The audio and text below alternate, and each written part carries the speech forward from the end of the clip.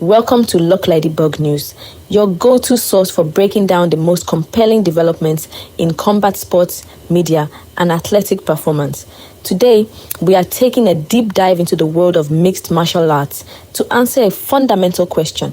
How do we truly evaluate and understand Ultimate Fighting Championship results? When a bout concludes inside the octagon, the official outcome is sealed with a raised hand or a formal announcement.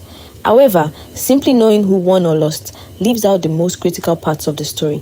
To grasp how a fight was won, analysts and fight fans must look closely at statistical metrics, stylistic matchups, and tactical execution.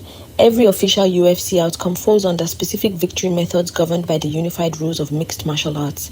The most decisive end to a fight is a knockout or technical knockout, where strikes render an athlete unable to defend themselves. Then there are submissions, which occur when a fighter yields to a joint lock or chokehold via tap-out or verbal surrender. When a fight goes the full distance, 3 ringside judges score the action using the traditional 10-9 must system, leading to a unanimous split or majority decision. Finally, bouts can end via disqualification or be declared a no contest due to illegal actions or accidental fouls that prevent a match from continuing. Beyond these broad categories, evaluating raw operational output, such as significant strikes landed, control time, and takedown accuracy, reveals the exact turning points of any contest. To see this in action, let us examine real case studies from recent competition, specifically looking at the main events from UFC 330. Makhachev versus Machado Gary, which took place at the Xfinity Mobile Arena in Philadelphia. Our first case study demonstrates the power of grappling dominance versus distance control. In high-stakes championship contests, effective positional control and grappling pressure frequently dictate the outcome against evasive strikers. At UFC 330, Islam Makhachev successfully defended his title against Ian Machado Gary by securing 7 key takedowns and establishing ground control early in the fight.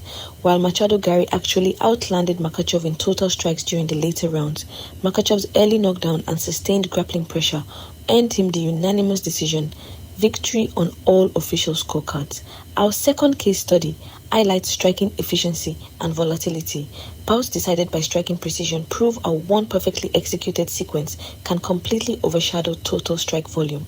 During that same UFC 330 event, Jalen Turner defeated Kaue Fernandez by technical knockout in just 39 seconds of the very first round. Turner landed 9 out of 14 significant strike attempts, a 64.2% accuracy rate, and scored a rapid knockdown that closed the distance before his opponent could make any defensive adjustments. When analyzing any fight card on your own, 4 primary metrics provide the clearest picture. First, significant strikes, which measure power, distance shots, and high-impact contact. Look for high landing percentages distributed across the head, body, and legs. Second, takedown accuracy, which indicates a fighter's ability to change the location of the fight at will. Third, control time, which reflects positional dominance against the fence or on the mat. And fourth, submission attempts, which show the continuous threat level on the ground. To track official results, judge scorecards, and live play-by-play statistics, always rely on trusted data platforms such as the official UFC directory, comprehensive fight statistic databases, and established sports reporting networks. Analyzing these primary metrics gives every fan a clearer, more objective understanding of how skill sets translate into victories. Thank you for tuning in to Look Ladybug News. Be sure to stay locked in for our next breakdown.